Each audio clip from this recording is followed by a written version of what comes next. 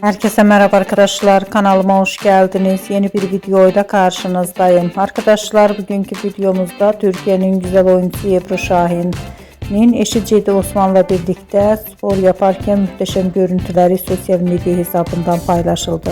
Ben de bu görüntüleri sizler için YouTube kanalımda video halinde sunuyorum. Umarım beğenirsiniz.